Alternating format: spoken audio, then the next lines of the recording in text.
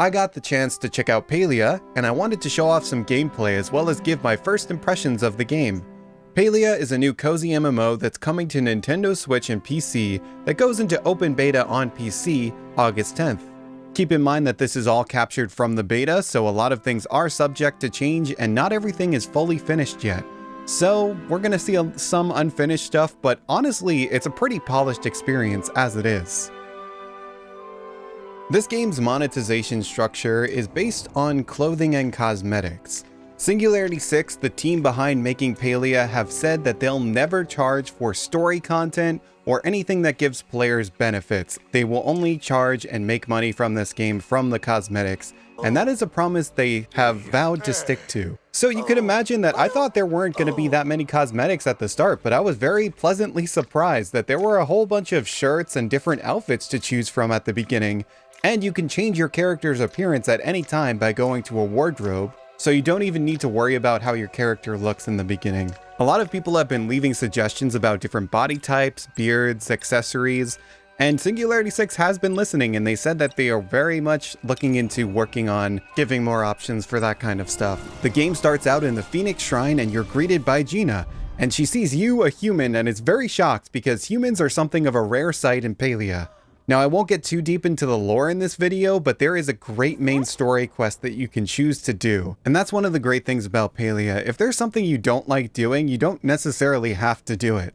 Like, I could just not do this main quest at all and just decorate if I wanted to. Heading into the main town named Kilima was one of the first things I did, and it is a very pretty town. You can tell the developers put a lot of hard work into creating small details for the player to notice.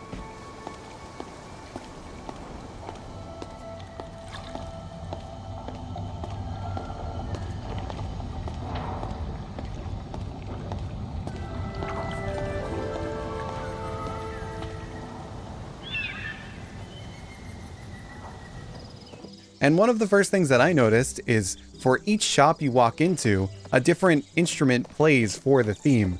So for example, Seki's a little bit of a shady character, and this is the main general store I'm walking into, and the instruments actually change to reflect Zeki's personality.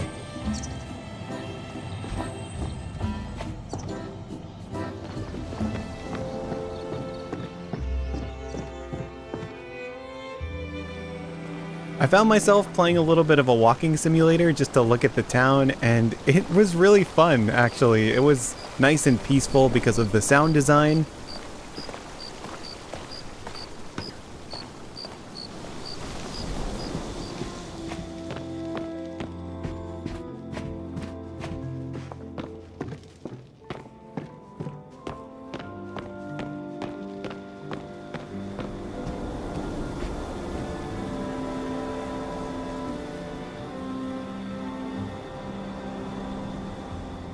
Similar to the start of Stardew Valley, you'll have to clear your dilapidated plot at the beginning, and you also get a shipping bin to sell stuff in.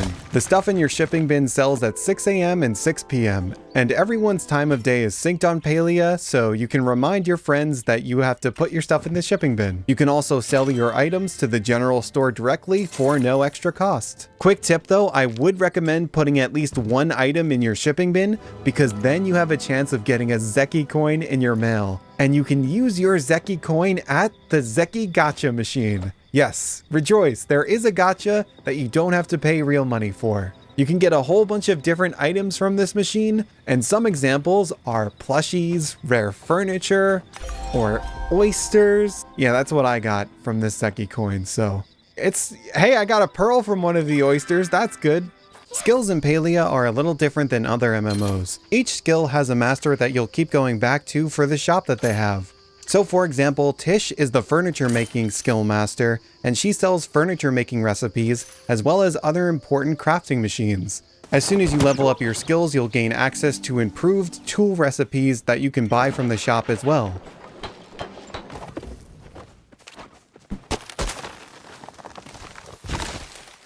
The only way to gain XP in this game is if you have something called focus on your focus meter. Every action that would normally give you XP takes a certain amount of focus, and if your focus bar is completely empty, the game will still let you do that action, but you won't get any experience for it. So for example, if I mine this rock with no focus, I'll still get the materials out of it, but I won't get any experience for it. You can get more focus by eating food, and you can get more food by cooking.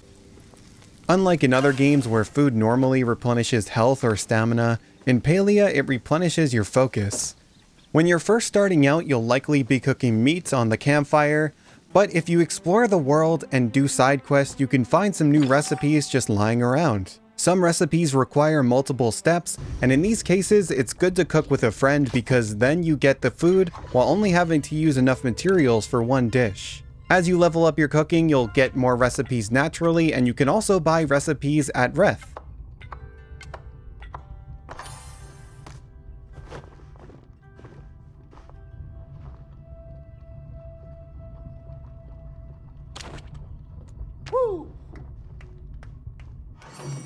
The three main ways to get materials for cooking are gardening, hunting, and gathering.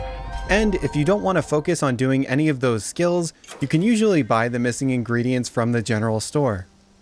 But if you do want to hunt for your food, you can train up hunting. Hunting is done with the bow tool, and you can upgrade your arrows so that the animals you hunt take less hits to go down. There are two main types of animals to hunt in the beta so far, Sernuk and Chappas, with each having a couple different variants. These animals drop valuable materials such as Sernuk antlers or Chappa fur, which you can choose to sell to earn some money, or store for crafting valuable furniture later. There isn't any combat in this game beyond firing this bow, meaning the animals can't hurt you back and just kind of poof out of existence when you shoot them with enough arrows. A great place to hunt and gather materials is called Bahari Bay, which is classified as an adventure zone. It's really fun to hunt with other people in this zone, and you can have fun interactions. For example, there is this one rare magic type of Sernuk that takes a lot of shots to go down, and I took it down in one shot, which confused me. Then I got a message from someone asking me if they knew where I took it down since they fired a bunch of shots at it and it was running away from them. And I showed them where I took it down, and we both got the rare drops from it.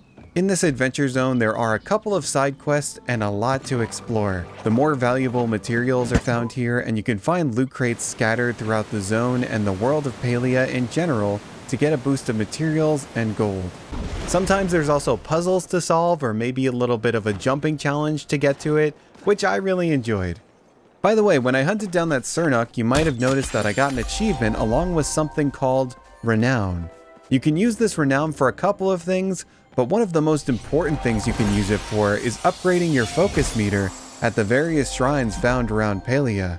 So as I mentioned before, you might want to use the materials that you gathered from hunting to make furniture. Furniture making is a skill that you level up by using the crafting table to make furniture. Each time that you make a piece of furniture, you'll gain a certain amount of XP along with something called inspiration, which means your character is thinking of a new recipe, but they don't quite know what it is yet. You'll have to choose from one of the 3 silhouettes, which is a fun little minigame that I enjoyed. I got this beautiful Sernuk statue, and yes, he is very beautiful. By the way, speaking of furniture, I want to talk a little bit about decorating. So for building your house, it's going to take 8 hours the first time you build your house, which does seem like a lot of time, but there is like a main quest to do, and you could also still decorate your plot while this is happening. But to even get to this point, you need to gather the materials, and these are refined materials that you need to gather. And you make these refined materials, the planks and stone bricks, with crafters. Now, the problem is your plot can only handle so many crafters at a time. So I believe it was like 5 crafters at first, and then if you want to have more crafters on your plot, you can buy a license to have another crafter. The first time you buy a crafting license, it'll cost 500 coins, and then the next time it'll cost 750 coins, and the price just keeps going up from there, so it is a little bit of a gold sink. But at the beginning, I really didn't feel like I needed that many crafters. I guess if I was like resource hoarding, I would buy a bunch of crafting licenses. But as well as this, you can also expand your plots. So your plot size is just this little square in the beginning. But if you want to buy more plot space, you can do that at City Hall. You can also have just another housing plot as well. But I didn't get that far into the game yet. One thing I'm hoping for in the future is maybe some roads or something. There isn't any pathing you can put outside, but you can put rugs outside. You can also decorate together with your friends on your plot, and I actually got to test this on Cora's plot, although she might regret it because I'm flipping her house and just moving her furniture needlessly, but it's fine.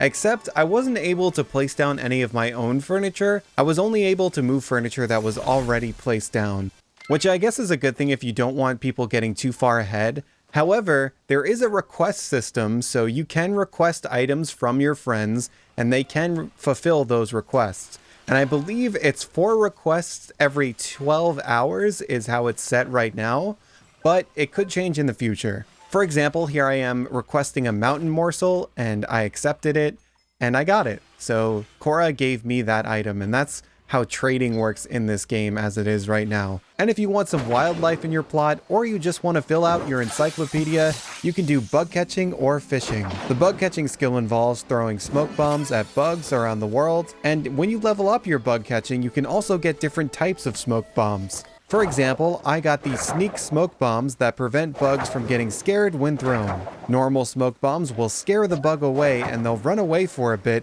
making it a lot harder to catch them. There are also rare bugs like this that don't want to get caught that I spent 20 balls trying to catch, but I didn't get them. The shining bugs are gold star bugs that you could place on your plot, and the normal bugs don't shine at all and they can't be placed anywhere. But hey, you could still sell those extra bugs and fish for money, so I think it's still worth it to catch them. To catch fish in this game, you'll need to keep the fish at the center of the reticle. However, sometimes the fish can flail around, and if you reel the fish in while it's flailing around, you'll lose stamina. But there is also a helpful mechanic where if someone's cheering you on nearby, you'll start to regain stamina slowly. And you can get a gold star fish each time you find one of these one-time use fishing spots that pop up pretty often. I would say that there is a lot to explore with Palia. For instance, there's this really cool arcade game that you can play in Zeki's house called Full Metal Choppa. It's a simple yet addicting game. See if you can beat my high score of 4. Anyway, I'll be covering Palia on this channel, so please let me know if you have any questions or anything particular you'd like to see down in the comment section below. I'll also be streaming this on Twitch a lot this week, so catch me live there. See you in the next one.